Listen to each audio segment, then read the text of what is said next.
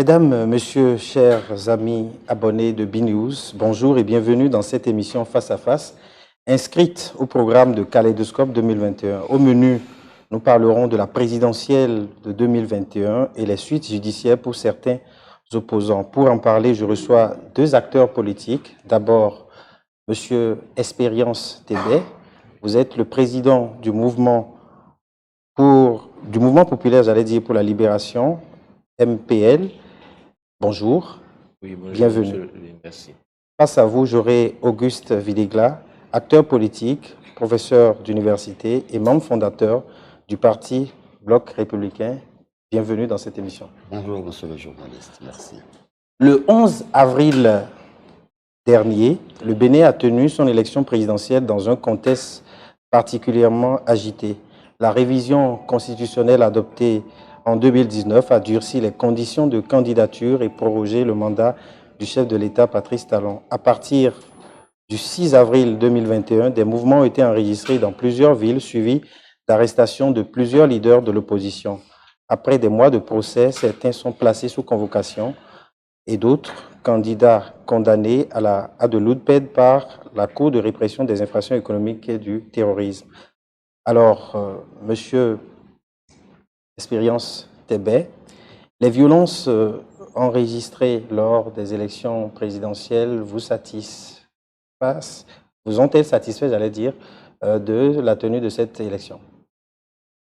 Non, merci. Les violences, personne n'en veut. Et nous l'avons eu à le dire suffisamment. Les conditions qui ont prévalu pour l'organisation de ces élections portaient déjà les germes de violence. Et ça, tout le monde le sait, c'est inutile de rappeler ça.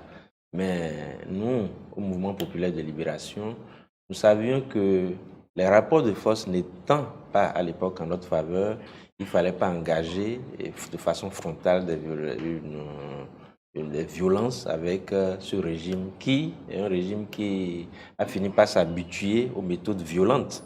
Pourquoi vous dites cela? Non, mais écoutez, lorsque les lois excluent une bonne partie des citoyens, certains frustrés qu'ils soient, vous ferez que vous ne pouvez pas les contenir. Et c'est ce à quoi on a assisté malheureusement, et ça a dégénéré dans certaines régions du pays, et avec des dégâts un peu trop lourds. Mais seul le gouvernement doit se rendre responsable de ces violences et en tirer les leçons pour prévenir à l'avenir ces genres de situations. Malgré les mouvements qu'on a observés avant la présidentielle, le scrutin s'est tenu le 11 avril dernier. On a eu les résultats après. Est-ce que vous êtes satisfait de la tenue de ce scrutin-là du 11 avril dernier? Absolument. Nous sommes très satisfaits parce que, vous savez, avant tout, la démocratie, c'est le bon fonctionnement des institutions, la régularité des élections, des consultations électorales. Alors, avant l'élection proprement dite, il y avait la crainte et les menaces, les épouvantails brandis par l'opposition, comme quoi il n'y aura pas d'élection, donc il fallait pas qu'il y ait la gouvernance du Bénin. Le pays allait sombrer dans une certaine anarchie. Donc, la tenue de l'élection en elle-même déjà est une grande victoire du peuple béninois sur l'adversité. Et la seconde chose, la victoire du chef de l'État, le président Patrice Talon, démontre combien le peuple adhère à la politique, aux réformes et à la ligne de vision qu'il a imprimée pour l'avenir de notre pays. Donc nous sommes très satisfaits des élections. Maintenant, les corollaires qui découlent de cette consultation électorale, nous allons en parler si vous le souhaitez bien. Et justement, puisque nous savons tous qu'avant cette élection, il y a eu relecture des tests au niveau de l'Assemblée nationale, est-ce qu'on peut se voir en tant que Béninois satisfait aujourd'hui du fait qu'il y a eu une faible participation? La question du taux de participation, nous avons tellement fait de plateaux, de débats sur ce dossier que nous n'allons pas rouvrir ce dossier. Pour faire un petit résumé sur cet aspect, il est de bon ton que l'opposition épouvante les populations pour leur faire croire qu'il y aura guerre, il y aura ci, il y aura ça, et ne motive pas les populations à sortir massivement pour voter.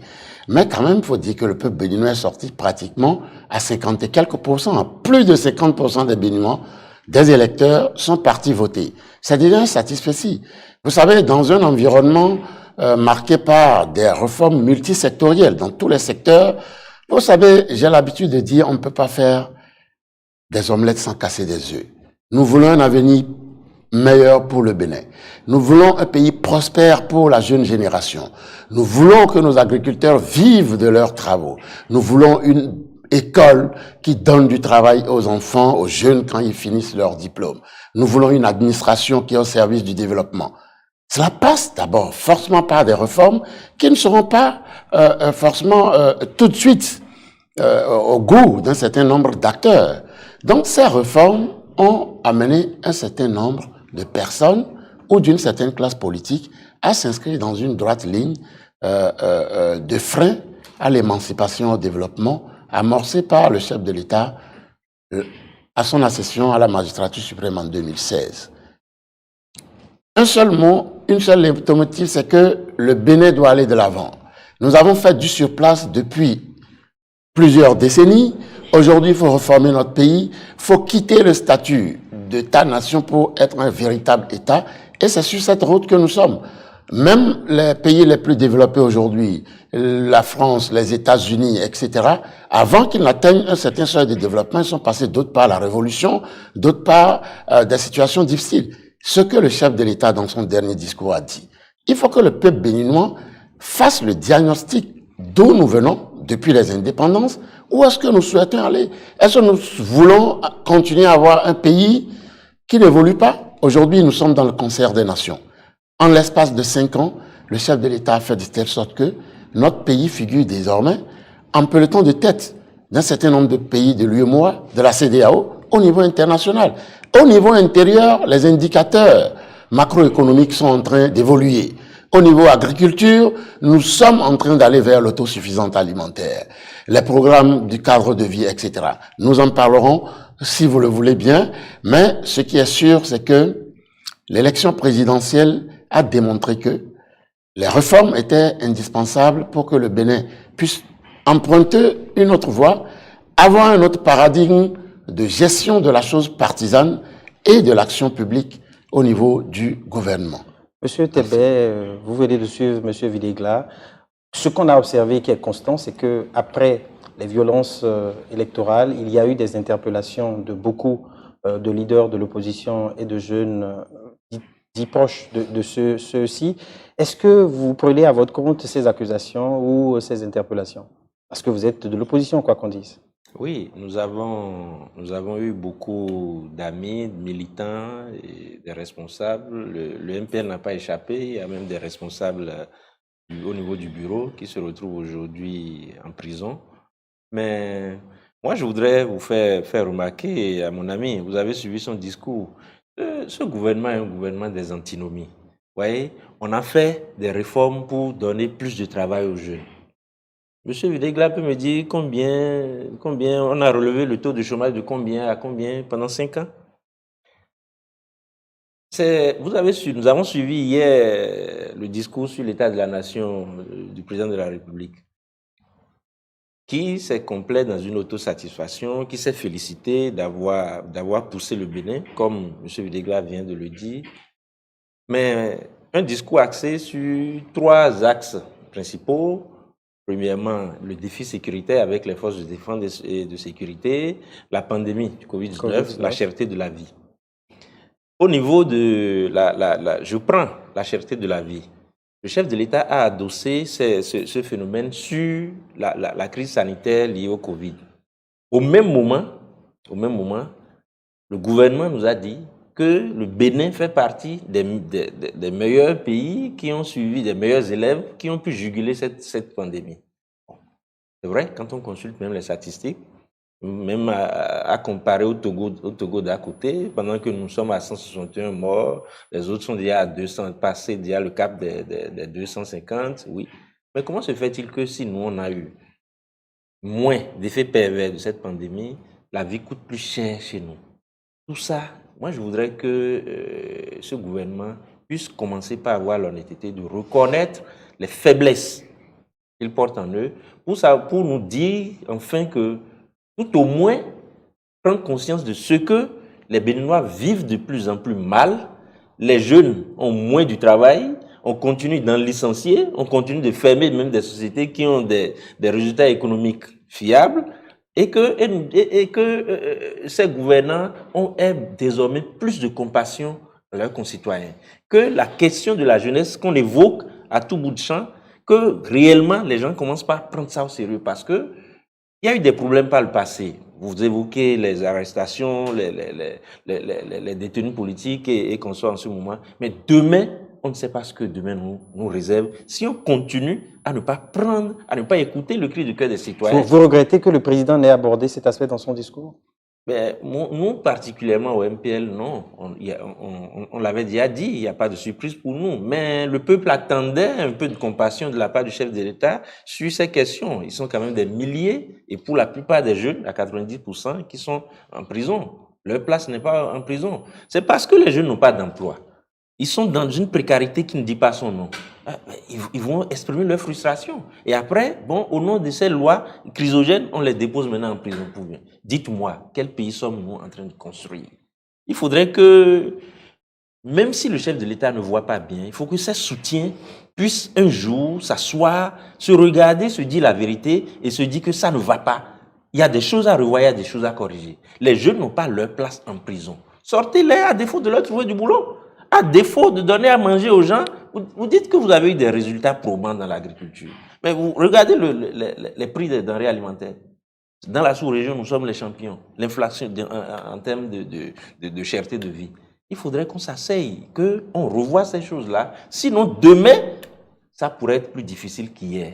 Monsieur Tébé, vous avez semblé dire tout à l'heure que parmi ceux qui sont en prison, vous avez des amis ou des proches. Oui. Alors, est-ce que vous remettez en cause ce qui leur est reproché? Parce qu'ils sont interpellés suite à des actes de vandalisme et de violence pré- ou post-électorales. Oui, nous l'avons dit, les lois sont ce que les hommes, surtout en ce qui concerne notre cas, le Bénin maintenant, les lois, si on a une assemblée monocolore, nous on a honte d'en parler, de continuer par en parler. On a hâte, et je crois, M. Videgla sera d'accord avec moi, lui-même a hâte que cette assemblée la quitte là, qu'on permette à une opposition également d'avoir une assemblée comme dans tout le monde entier où il y aura une mouvance, une opposition. Et je sais, et il sait avec moi pourquoi on exclut, pourquoi on empêche l'opposition de participer. Mais moi, je le souhaite cette fois-ci de permettre à ce que le jeu soit un peu plus ouvert, qu'on permette à l'opposition de compétir et que l'Assemblée ait l'image réelle de ce que le peuple souhaite. Ça va les aider, ça les aidera à mieux faire. Ça vous aidera à mieux faire, ça vous aidera à mieux écouter le cri de cœur de vos concitoyens, de vos enfants, de vos parents qui souffrent. Et parce que la voix, c'est une seule voix, vous vous mettez ensemble, entre vous, vous éditez les lois et vous faites respecter ça à la majorité. C'est pour revenir à votre question, pour dire ce qui leur est reproché. Si on veut, même en partant de votre plateau ici maintenant, on fabrique les charges, vous voulez dire? Moi aussi on veut que j'aille à Misrete, j'irai. On est conscient de ça, on vit avec désormais. Mais ce que moi je souhaite, vous voyez, on a évoqué le péril djihadiste encore qui est à nos frontières. On a besoin d'une certaine synergie entre les citoyens. On a besoin de la conjugaison d'efforts de tous les citoyens pour faire face à ces phénomènes-là. Lorsque vous excluez une bonne partie et que vous voulez que le pays soit géré par un clan et que ce soit le clan seul ce clan qui se réclame être béninois, quand il y aura des problèmes du genre, quand l'État, la nation sera confrontée à des problèmes du genre, vous risquez de ne pas avoir le soutien de cette partie que vous excluez. Ce qui ne garantit pas des chances de faire face efficacement à ces genres de problèmes. Au défi. Alors, M. Videgla, il semble que l'unité nationale est mise à mal. Non, je ne pense pas à l'unité nationale. C'est quand même quelque chose de très important. C'est la nation elle-même. Certains se sont exclus, je veux dire. Non, certains sont exclus du fait qu'ils se sont inscrits dans une démarche contre-républicaine. Nous sommes une république. lorsque des lois, quelle que soit la manière dont on apprécie ces lois, deviennent des lois, si elles sont des projets de loi, oui, mais une fois que la loi, c'est la loi, je vous donne un exemple. Vous êtes dans votre maison, dans votre famille, papa, maman. Vous décidez, sans associer les enfants, que désormais, dans la maison, voilà les règles. On ne sort plus à 18 heures. À 22 heures, le portail est fermé, etc. Mais une fois que c'est une loi acceptée par tout le monde, respectons cette loi jusqu'à ce qu'elle change. Je pense que c'est pour donner un conseil à... Aucune de vos lois. Une minute, c'est nous qui avons la parole, cher ami. Alors, c'est pour leur dire, qu'est-ce qui se passe? Avant les présidentielles, l'opposition avait passé tout le temps à décrier, d'une part, les lois qui sont déjà promulguées. On ne peut plus revenir derrière. Je suis d'accord. Ils n'ont pas la capacité institutionnelle de faire changer ces lois. Sachant bien qu'ils n'ont pas cette capacité institutionnelle, il fallait que très tôt, ils s'inscrivent plutôt dans une dynamique politique. Parce que c'est assez aberrant que des organisations politiques, des hommes politiques oublient qu'ils sont des hommes politiques. Ça dit, la politique, c'est avant tout la négociation. C'est la diplomatie. C'est un certain nombre de jeux qui ne sont pas forcément des jeux de bras de fer. En étant dans une démarche de bras de fer, vous cristallisez l'atmosphère. C'est le conseil que j'ai à leur donner. Il dit tout à l'heure... Aujourd'hui, à l'international, les États-Unis notamment parlent... Non, je vais en arriver. Alors, on a élection en 2023. Oui. Si l'opposition se met encore en tête de critiquer, de dénoncer jusqu'en décembre 2022, alors que l'élection législative c'est en janvier, qu'est-ce qui va se passer? À la dernière minute, ils vont dire non, ok, on va aller aux élections. Et là, c'est déjà trop tard. Mais non, c'est maintenant que l'opposition doit se préparer, être dans une dynamique républicaine, respecter les lois de la République et aller en négociation pour s'assurer toutes les conditions nécessaires de participation à ces élections. Par rapport à la question des États-Unis, vous savez, c'est des condamnations de principe entre États. Je vous dirais, il y a beaucoup de choses qui se passent aux États-Unis qui sont pires. Le dernier président des États-Unis, il a été convoqué à la justice. Il y a un procès contre lui actuellement. Je parle de Donald Trump. Nicolas Sarkozy, en France, a été condamné à de la prison. Mais pourquoi vous voulez que dans notre pays, le Bénin, il y a de l'impunité sur tout? Mais cette culture d'impunité, c'est ça qui a fait que le Bénin était le dernier pays, avant 2016, le Bénin était le dernier pays de l'UEMOA. Pratiquement le 174e pays en termes d'indice de développement humain. Mais c'est pas possible qu'on puisse continuer comme ça. Sur le plan agricole, les performances économiques, l'emploi des jeunes, tout était en berne. Tout était à recommencer. Et vous voulez qu'on continue dans cette anarchie? Vous voyez le chef de l'État, avec son programme. Au niveau foncier, les pagailles qu'on avait avant 2016 n'existent plus. Sur toute l'étendue du territoire. Aujourd'hui, on n'évolue pas. Vous savez que les lotissements n'évoluent pas. Les lotissements n'évoluent pas parce que c'était de l'anarchie. Oui, c'était de l'anarchie. Malgré les lois qui sont pour mettre de l'ordre dans quelque chose, ce n'est pas facile. Le code foncier a été relu plusieurs fois sous l'actuel régime. Mais oui, il y a eu des réformes. Mais ça n'a pas permis d'avancer. Ah si, on a beaucoup avancé. Combien de procès vous avez encore? Avant, un terrain est vendu à 10 reprises. Aujourd'hui, vous avez un seul acte unique qui est fait par l'Agence nationale de développement du foncier. Vous avez un plan cadastral national qui est en train d'évoluer pour être définitivement... Pilote. Voilà, la phase pilote. Donc, autant de réformes. Au niveau du secteur sécuritaire, je donne un exemple qui est assez banal.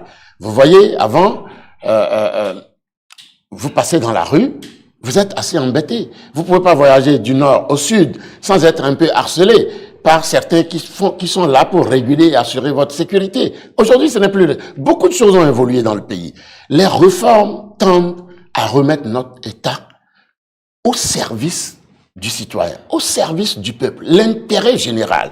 Et lorsque vous voulez mettre en place l'intérêt général, au détriment de l'intérêt particulier des pontes qui ont gouverné le Bénin, pratiquement depuis les indépendances, alors vous vous heurtez à une mafia qui est dans l'ombre et qui attise les populations qui sont la plupart du temps, excusez-moi, pas au parfum des réels enjeux, des défis auxquels notre pays est confronté. À partir de là, nous disons, il y a un cap à respecter. Ceux qui s'inscrivent dans une droite républicaine, partis politiques, société civile, suivent le mouvement, respectent les lois de la République. Le moment venu, comme il l'a dit, lorsque l'opposition aura une majorité parlementaire, ils vont modifier les lois, ce qui est normal dans une démocratie. Mais en attendant, il y a des lois qui sont votées. Il faut que l'ensemble des citoyens, politiques ou pas politiques, s'inscrivent dans la démarche de respect des lois de la République. C'est à cette seule fin que notre pays peut s'en sortir. La question des difficultés des compatriotes qui sont en prison, personne ne souhaite qu'un jeune soit en prison. Personne ne souhaite qu'un compatriote soit privé. Les acteurs politiques dénoncent, de l'opposition notamment, dénoncent aussi l'impartialité de la justice. Non, c'est un point de vue, hein. C'est-à-dire, si vous avez suivi dernièrement le juge Batamossi. J'ai suivi tout le monde. Je suis de près, nous suivons de près.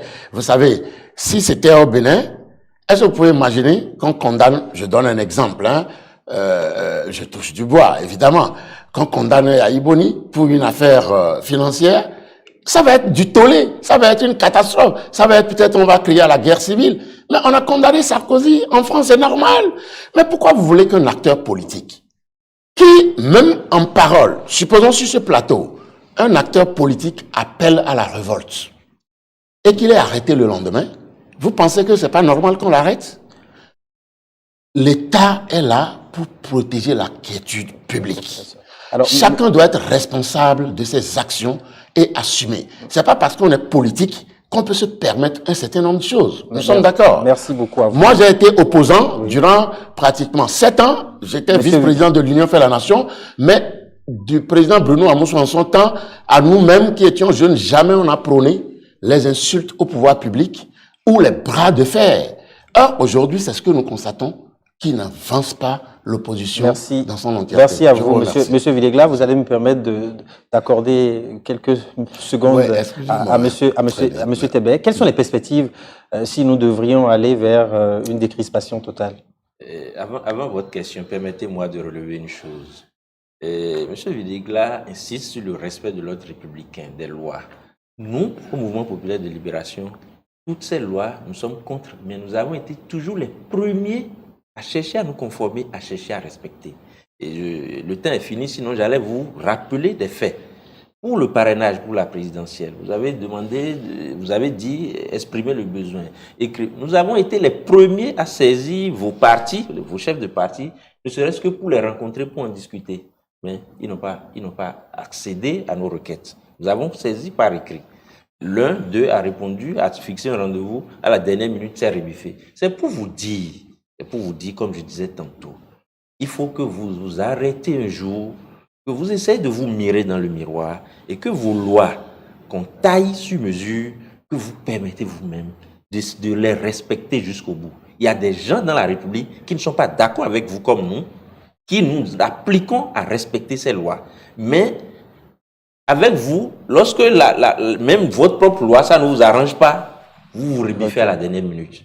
Les perspectives, je l'ai dit tantôt, que M. Villegla, il a dit tantôt qu'il a été opposant. Il faut qu'il s'apprête à y revenir, parce que, oui. Vous voulez prendre le pouvoir? Oui, parce que il sait que le peuple n'est pas en harmonie. Vous n'êtes pas en harmonie avec le peuple que vous gouvernez. Le peuple n'est pas d'accord avec vous. Donc, en termes de perspective, en 2023, ouvrez les élections, permettez à nous tous d'y aller et permettez au peuple de s'exprimer, d'installer l'Assemblée qu'elle souhaite. Il vous demande de faire les couloirs ou de faire le lobbying? Non, on n'a pas besoin d'aller dans un couloir. Comme nous tous, nous avons lu maintenant vos lois, comme nous tous maintenant, nous savons à quoi nous attendre, comme nous tous, nous connaissons suffisamment maintenant la ruse et nous connaissons les effets de la rage, je pense que cette fois-ci, vous ne pourrez pas nous avoir. C'est tout ce que moi je voudrais rappeler à mon cher ami et qu'il rappelle à ses camarades que cette fois-ci, ça ne pourra pas se passer comme les autres fois.